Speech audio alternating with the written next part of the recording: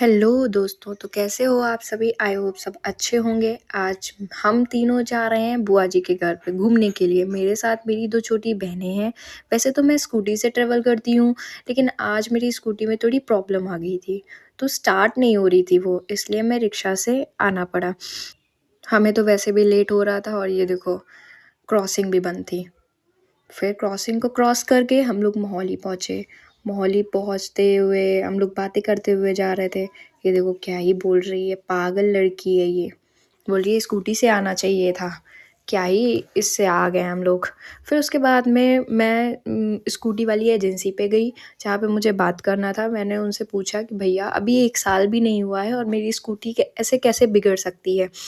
तो उन्होंने बोला ठीक है, मैं आपके घर आऊँगा और आपकी स्कूटी को बना दूँगा।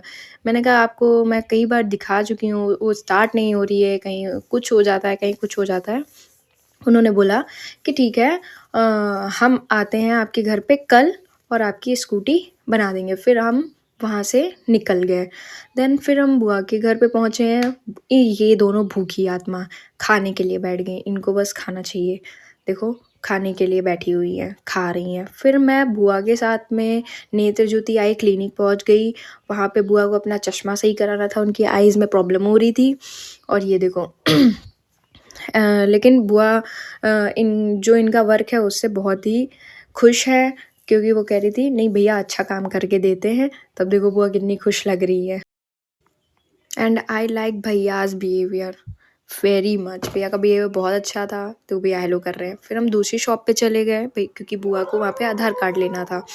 देन उसके बाद में हम फिर से रिक्शा लिए और पार्लर के लिए निकल गए। ठीक है, फिर हमें जाना था अशोक भैया के पार्लर पे। ठीक है, पार्लर के पास में ही मेरी दोस्त का घर है, तो मैं वहाँ चली गई बुआ को पार्लर में छोड़ के। फिर देखो हम लोग कितनी मस्ती कर रहे हैं, कितना सब कुछ बहुत, मतलब उससे मैं काफ़ी टाइम के बाद मिली थी। फिर मैंने खाया पिया, मस्ती करी और बहुत सारी बातें की। तेनू की दस्सां मेरे लिए क्या तू मेरे लिए धड़कन। फिर मैं उसके घर से पार्लर में आ गई, क्योंकि बुआ का कॉल आ गया था, बिटिया जल्दी आ जाओ, कब तक आओगी। ठीक है, फिर मैं पार्लर में आ गई। ये देखो बुआ बैठी हुई हैं, बहुत सारे कस्टमर्स थे। और ये वो पार्लर है जो मोहाली का सबसे बेस्ट पार्लर है। ठीक है, भैया बहुत अच्छा मेकअप करते हैं, बहुत बढ़िया। मेरी दीदी की शादी में भी इन्होंने ही मेकअप किया था और सबने बहुत तारीफ़ करी। फिर देखो बुआ की आईब्रो सेट करानी थी, बुआ ने आईब्रो सेट कराई, मैं वीडियो रिकॉर्ड कर रही थी। देन हम पानी पूरी खाने चले गए और झांसी के मशहूर बताशे।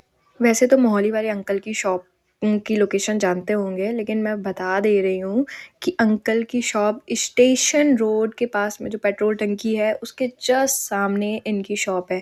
और ये रहा अंकल का नंबर।